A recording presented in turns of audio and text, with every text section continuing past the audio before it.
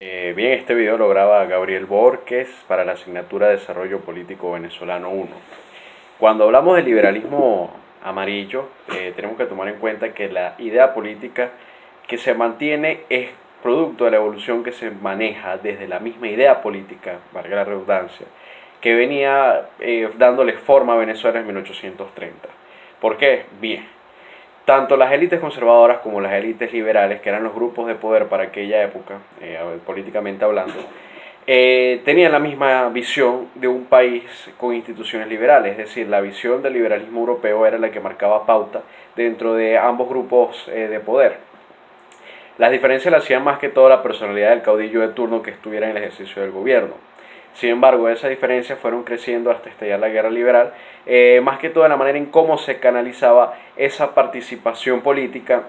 que tanto se propugnaba en condiciones de igualdad, en condiciones de legitimadora por parte de la ciudadanía, que era parte de esa idea de conectar al país con el sistema mundial que prevalecía desde la época de la independencia. Bien, luego de que revienta la Gran Guerra, la Guerra Federal, se da el triunfo de los liberales, y luego del gobierno presidido por Juan Crisóstomo Falcón, vemos que existe una cierta arquitectura que es orquestada por el propio Guzmán Blanco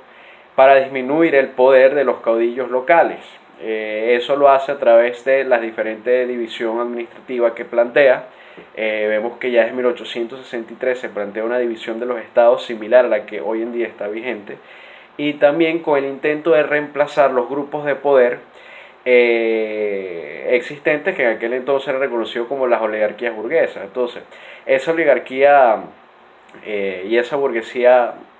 agraria que prevaleció en Venezuela desde la época colonial, vemos que Guzmán Blanco busca quitarla para poder darle evolución al sistema político venezolano. Y en esto es donde empieza su gobierno en el año 1870. ¿Cómo vemos entonces que lleva a cabo estas reformas? Bien,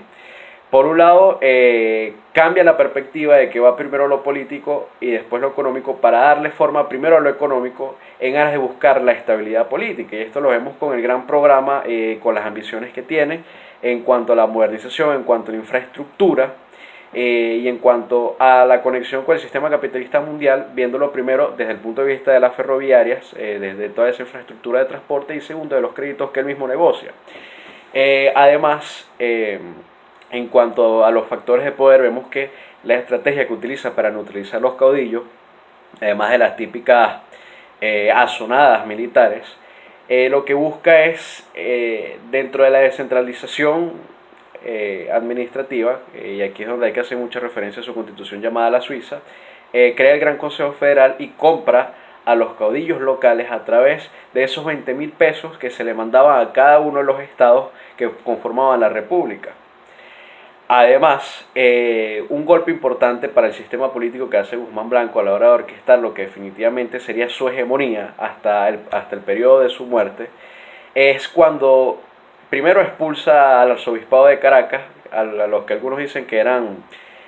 pugnas clásicas entre liberales y la iglesia, pero él va más allá y le quita el registro civil, le quita las actas de matrimonio, y eso hace que pase al Estado todo ese control civil, que posteriormente evoluciona un control a través de la estadística y que lo